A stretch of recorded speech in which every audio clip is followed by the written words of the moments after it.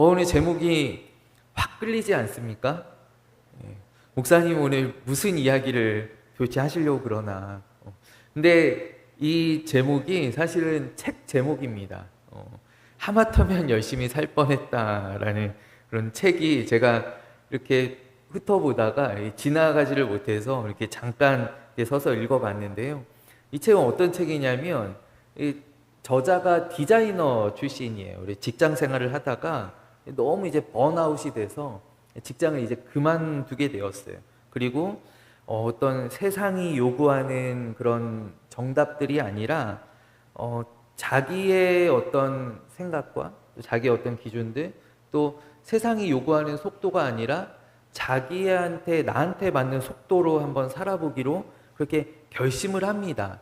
그래서 이제 이 사람이 어떤 열심히 살아야 하는 그런 부담에서 벗어나서요, 이제 나답게 사는 것이 무엇인가, 그리고 또 가끔은 이 제목처럼 열심히 살지 않아도 괜찮다라는 그런 이제 메시지, 굉장히 짤막짤막한 그 에세이들 가운데 이런 이제 좀 위로의 메시지들이 담겨 있는 그런 책이에요.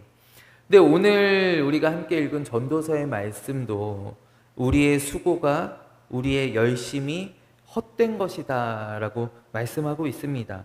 그런데요, 우리가 성경을 사실 살펴보면 이 전도서 외에 다른 수많은 곳에서는요, 열심히 일하고 땀 흘리라고 우리에게 말씀하고 있다라는 것이죠. 울며 씨를 뿌리는 자는 반드시 기쁨으로 거두리로다 라고 말씀하고 있고요. 우리에게 수고하며 또 땀 흘리는 그러한 복에 대하여서 성경이 말씀하고 있을 때가 많이 있습니다. 또 하나님께서는요, 창조 때부터 우리를 어떤 존재로 지으셨는가, 우리를 일하는 존재로 지으셨다라는 거예요. 우리 창세기 3장에 보면 너는 내 평생에 수고하여야 그 소산을 먹으리라 라고 아담에게 말씀하시죠. 우리가 수고하고 또 열심히 일하는 것이 우리의 어떤 하나님께서 우리를 지으신 창조의 목적에 부합하는 것이다 라는 거예요. 그렇지만 우리가 열심히만 산다라고 하여서 내가 올바르게 살고 있다는 것은 아니다라는 것이죠. 왜냐하면 하나님을 모르는 사람, 또 믿지 않는 사람들도요, 오히려 믿는 사람들보다 얼마든지 더 열심히 살 수 있기 때문입니다. 그러나 그들이 열심히 산다라고 해서 그들이 어떤 진리 가운데 거하는 것은 아니다라는 것이죠. 우리 4절 말씀, 우리가 함께 읽은 4절의 말씀은 내가 또 본즉 사람이 모든 수고와 모든 재주로 말미암아 이웃에게 시기를 받으니 이것도 헛되어 바람을 잡는 것이로다 라고 말씀하고 있어요. 그러니까 우리 전도자가 내가 유심히 살펴보았다라는 것입니다. 근데 수고하고 열심히 사는 것 때문에 오히려 사람들이 시기하고 질투하더라라는 것이죠. 우리 4절의 말씀은 우리가 표준 세번역 성경으로 한번 제가 읽어드릴게요. 잘 들어보세요. 온갖 노력과 성취는 바로 사람끼리 갖는 경쟁심에서 비롯되는 것임을 나는 깨달았다. 그러나 이 수고도 헛되고 바람을 잡으려는 것과 같다. 아멘. 그러니까 이 전도자가 관찰을 해보니까요, 사람들이 열심히 사는 이유가 무엇인가? 바로 경쟁심 때문이다라는 거예요.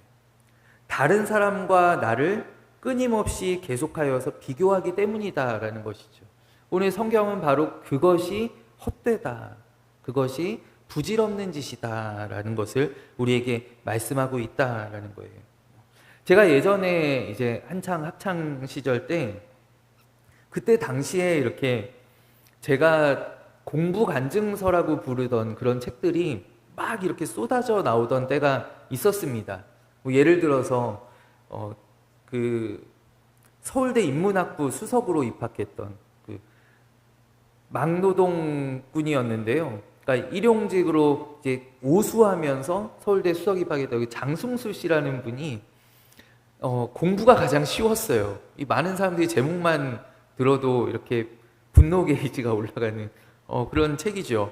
공부가 가장 쉬웠어요. 이런 책들, 저기 하버드 갔던 홍정욱 씨가 지은 책들, 뭐 그런 책들이 굉장히 이제 유행하던 그런 때가 있었어요.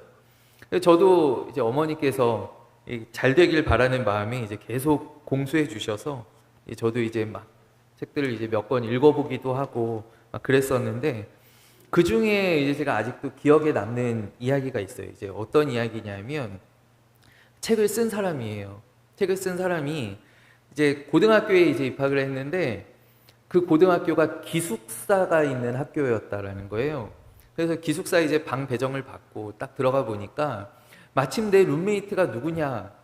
1등으로 입학한 애다라는 것이죠. 전교 1등이랑 같은 방을 쓰게 된 거예요. 그래서 이제 이 사람이 고등학교 생활을 시작하면서 이런 마음이 들었어요. 나도 내 룸메이트가 하는 대로 따라하면 나도 혹시 전교 1등 할 수 있지 않을까? 이제 시작하는 그 시점에 이제 이런 이제 가상한 마음을 먹었다라는 것이죠. 그래서 입학을 하고 그 다음날부터 내 룸메이트가 하는 대로 24시간을 쫓아하기 시작했습니다. 이 친구가 책상에 앉으면 자기 책상에 앉고요. 밥 먹으러 가면 같이 밥 먹으러 가고, 쉴 때 쉬고, 자려고 누우면 같이 눕고, 그랬더니요, 정말로 성적이 쑥쑥쑥쑥 올라가더라는 것이죠. 그래서 이 사람이 어디까지 성적이 올라갔냐면 전교 2등까지 갔다라는 거예요. 그러니까 1등하고 2등하고 이제 같이 방을 쓰는 거예요. 근데 2등까지 올라갔는데 얘를 못 이기는 거예요. 나랑 같이 방 쓰는 얘를. 아니, 내가 똑같이 하는데 얘를 도무지 못 이기는 거예요. 그래서 계속 이제 그렇게 학교 생활을 하고 있었어요. 어느 날은 이제 또 똑같이 공부를 하다가 이제 얘가 자리에 눕길래 자기도 자리에 누웠습니다. 근데 그날따라 잠이 오지 않더라는 거예요. 나도 1등 한번 해보고 싶은데 뭐 이런저런 생각들이 막 있었겠죠. 그래서 이거 큰일 났다. 빨리 잠을 자야 내가 또 같이 일어나서 내가 쟤를 따라잡을 텐데 잠이 이렇게 안 오니 어떡하냐 이러면서 밤을 이리 지새고 있는데, 뜬 눈으로 지새고 있는데 갑자기 옆에서 부시럭 소리가 나더라는 것이죠. 그래서 숨 죽이고 이제 지켜보았어요. 그랬더니 옆에 전교 1등 하는 애가 조용히 일어나더라는 거예요. 조용히 일어나서 조용히 자기 책상에 가더니 조용히 불을 켜고 조용히 책을 펴가지고 조용히 공부를 하다가 다시 조용히 침대에 와서 조용히 자더라는 것이죠. 그래서 이 전교 2등 하는 이 따라잡으려고 하는 사람이 큰 충격을 받았어요. 제가 나한테 따라잡히지 않으려고 저렇게 나 모르게 공부하는구나. 저 나쁜 놈. 나 모르게 저렇게 공부하는구나. 그러면서 깨달음을 얻고 열심히 공부해서 잘 살았다라는 얘기입니다. 잘 살았으니까 책을 냈겠죠. 열심히 공부했다라는 얘기예요. 여러분, 이런 수고에 사실 끝이 있습니까? 이런 수고에는 끝이 없다라는 거예요. 끝이 없어요. 누구 한 명 쓰러지기까지 끝나지 않는 경쟁이다라는 것이죠. 그리고 오늘 8절의 말씀이 바로 그런 상황을 우리에게 말해주고 있습니다. 어떤 사람은 아들도 없고 형제도 없이 홀로 있으나 그의 모든 수고에는 끝이 없도다. 끝이 없도다. 그의 눈이, 그가 이미 부유하지만 그러나 그의 눈이 그 부요를 족하게 여기지 아니한다라고 해요. 그래서 이러한 수고를 헛되어 불행한 불쌍한 노고로다라고 이 전도자가 평가하고 있습니다. 어떤 사람이 가족도 없고 아무도 없이 홀로 고생하는데, 근데 그 수고에, 왜냐하면 족하다고 여기지 않기 때문에 그 수고가 끝이 없는데 그게 참 너무나 불행하고 헛된 노고로다라고 말씀하고 있다라는 것이죠. 여러분, 만약에 오늘 말씀을 들으시는 여러분들 가운데 말씀을 듣는 중에 문득 내 안에 이러한 모습들이 발견된다라고 한다면 우리는 어떻게 해야 하는가라는 거예요. 그렇다라고 한다면 오늘 이 전도서의 말씀이 나에게 찔림을 주고 있다. 내가 그동안 참 뒤도 돌아보지 않고 정말 막 달려왔구나. 그냥 열심으로 살아왔구나. 라는 그러한 모습이 발견된다라고 한다면 오늘 제가 여러분들에게 권해드리고 싶은 것은 잠시 우리의 삶의 질주를 멈추고 나에게 질문해 보아야 한다라는 거예요. 어떤 질문인가? 내가 왜 열심히 살아가고 있는가라는 질문이다라는 것이죠. 우리가 멈추어 서서 나에게 질문하지 않으면 우리 사람은 어떠하냐면요. 사는 대로 생각하게 되어 있어요. 사는 대로.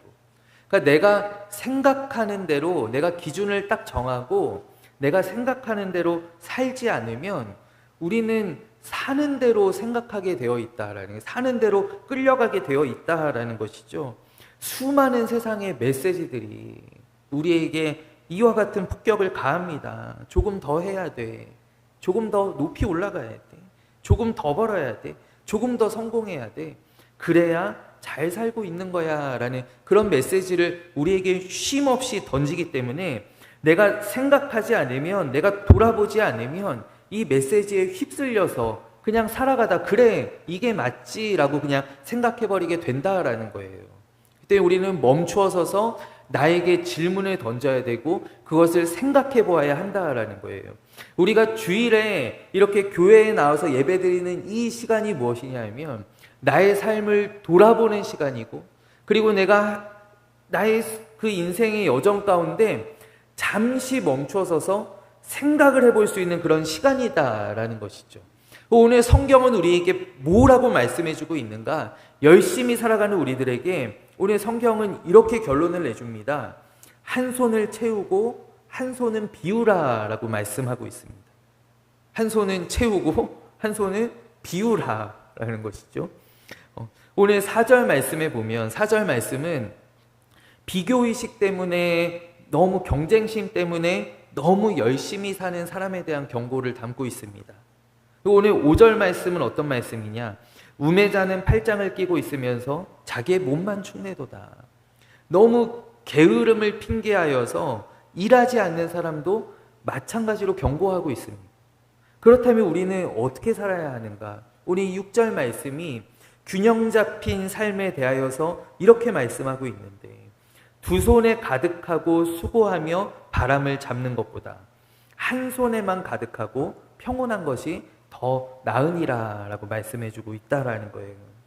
여러분, 오늘 이 말씀을 여러분들께서 들으시면서 이 전도서가 지혜서라는 것을 잠시 기억을 하셨으면 좋겠어요. 그러니까 이것이 어떤 복음의 진리에 관한 이야기는 아니다라는 것이죠.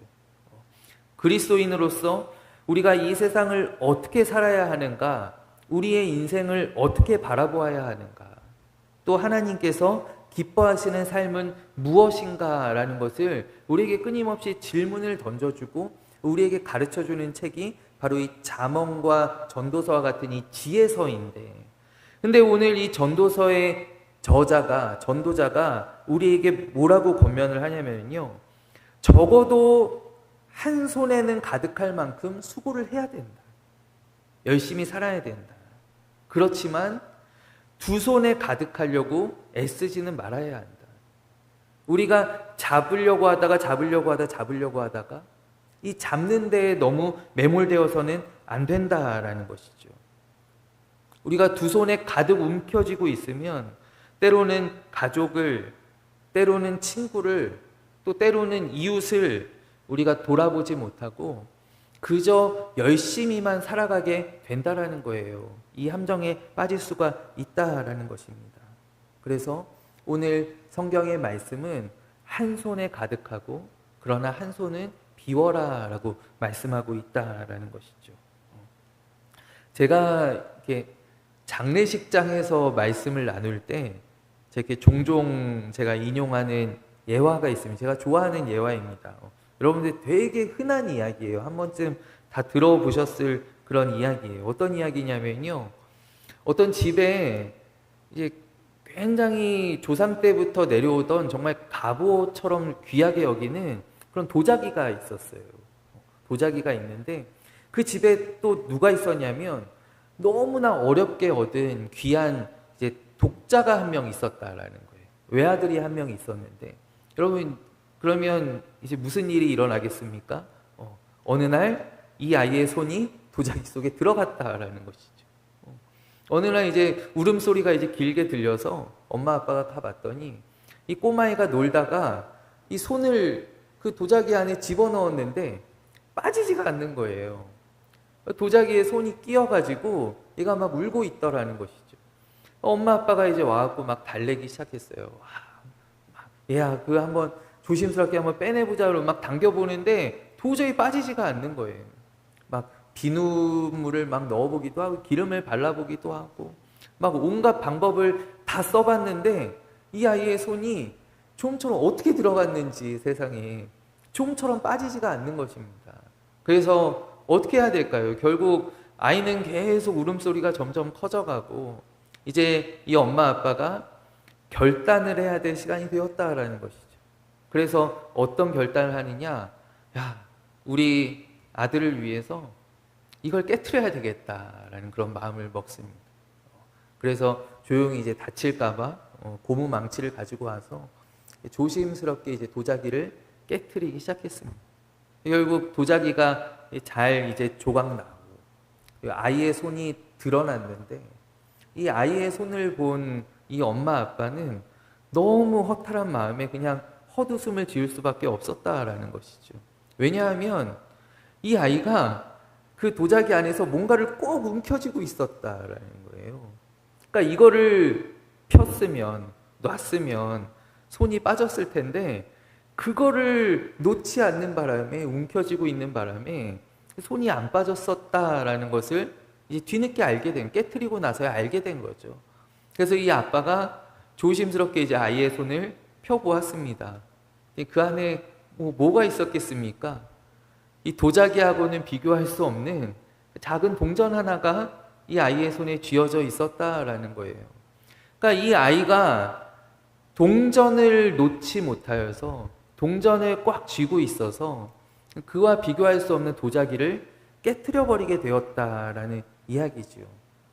제가 이 이야기를 늘 이렇게 웃으면서 이렇게 전할 때 우리가 이 땅을 살아가면서 무엇을 쥐어야 할지 사실 모르잖아요. 우리는. 그래서 사람들마다 어떤 사람은 물질을 꼭 쥐고 있느라고 이 물질보다 훨씬 귀한 건강을 깨트려 버리기도 하고요. 어떤 사람은 성공을 꽉 쥐고 놓지 않느라고 주변에 사랑하는 사람들, 가족들과 친구들을 다 잃어버리기도 합니다. 다 깨트려 버리기도 합니다. 우리는 무엇을 잡아야 하는지, 무엇을 놓아야 하는지 알지 못하는 그런 인생들이다라는 것이죠. 성경은 우리에게 이것을 알려주는 거예요.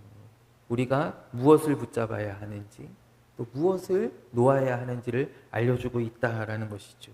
그리고 또 한 가지 이야기가 우리에게 주는 메시지는 무엇이냐면 내가 놓아야 비로소 지킬 수 있다라고 얘기하고 있다라는 것입니다. 내가 다 움켜쥐려고 하다가는 결국 깨져버리게 된다라는 것이죠.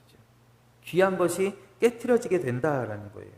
근데 여러분, 이 정도의 지혜는 세상에서도 이야기하는 지혜입니다. 그렇지 않습니까? 앞서 제가 잠깐 소개해드렸던 이 하마터면 열심히 살 뻔했다.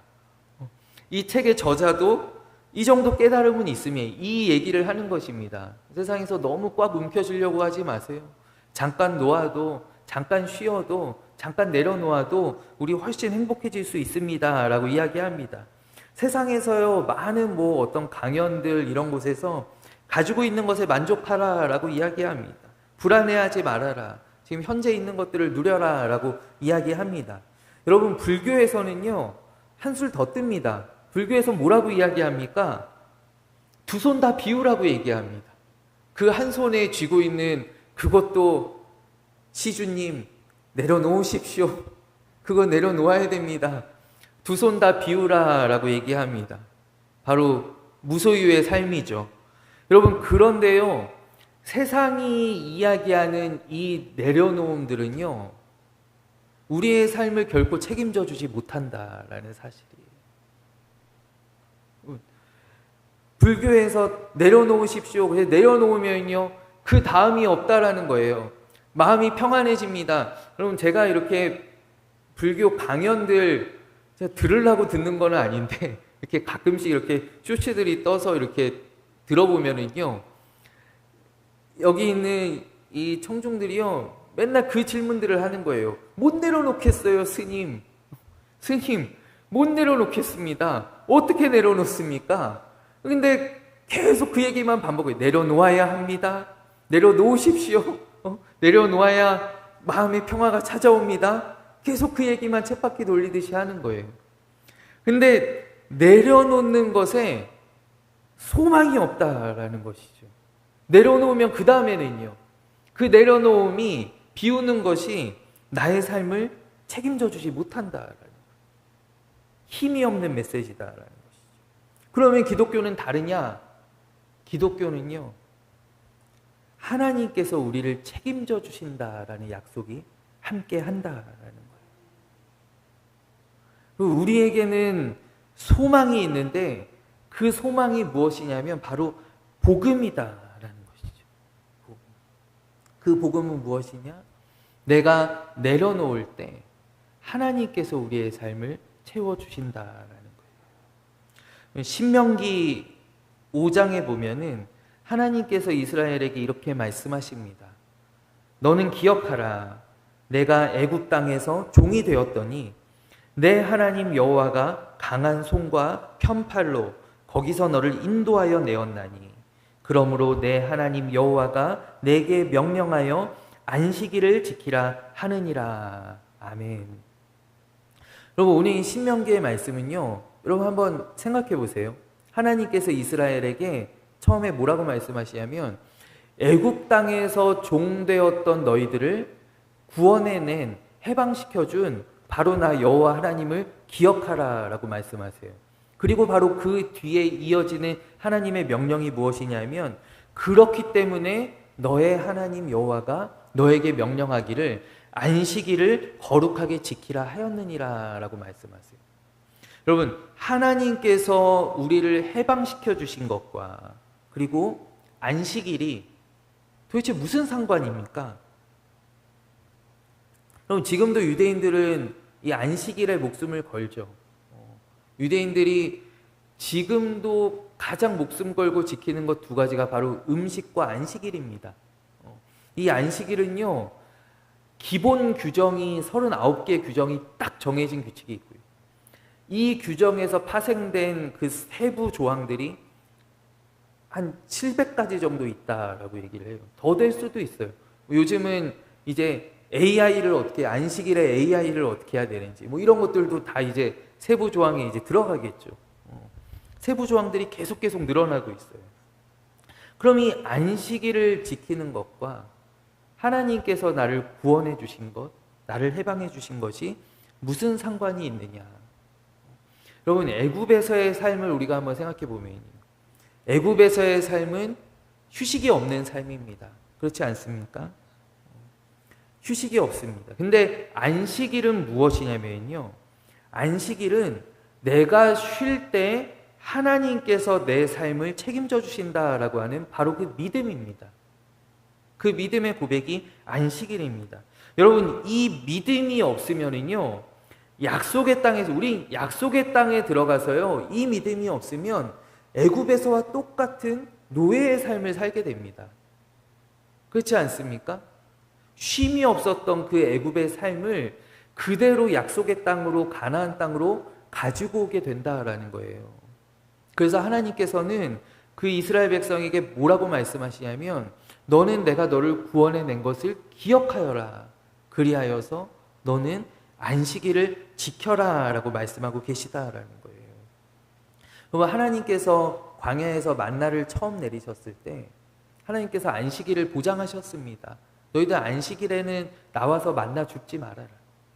내가 그 전날에 2배로 내려주겠다. 근데요, 이스라엘 사람들 가운데 안식일에도 나와서 만나를 찾아다니던 사람들이 있었다라는 거예요. 안식일에 쉬지 못하고. 그것은 무엇입니까? 하나님께서 책임져 주신다라고 하시는 그 말씀을 이 이스라엘 민족들이 믿지 못했다라는 것이죠. 그것을 설마 그럴 수 있을까? 오늘도 나가서 일해야 하는 것 아닌가? 오늘도 나가서 주어야 하는 것 아닌가? 그래서 그들은 하나님께서 명하신 안식을 누리지 못했다라는 거예요. 여러분, 오늘 하나님께서 우리에게 명령하신 이 안식은 무엇이냐면 나의 믿음을 이야기하는데, 하나님께서 나의 삶을 채워주신다라는 것, 하나님께서 나의 삶을 책임져 주신다라는 것을 믿어라라는 것이, 이것이 바로 복음이다라는 것이죠. 저는 이번 주에, 모르시는 분들도 계시겠지만 제가 휴가를 다녀왔습니다. 어디 다녀온 건 아니고요. 이천에 있었어요. 저희 집에서 15분 거리에 있는 펜션에서 1박 하고요. 그리고 내내 이천에 있었어요. 근데 제가 보니까요, 이 휴가 때 잘 쉬려면 믿음이 필요하더라고요. 어떤 믿음이냐면, 교회가 지금 잘 굴러가고 있겠지? 라고 하는 믿음이, 오늘 수요 예배 내가 안 가도 되겠지? 내가 쉬어도 되겠지? 오늘 새벽 예배 내가 쉬어도 되겠지?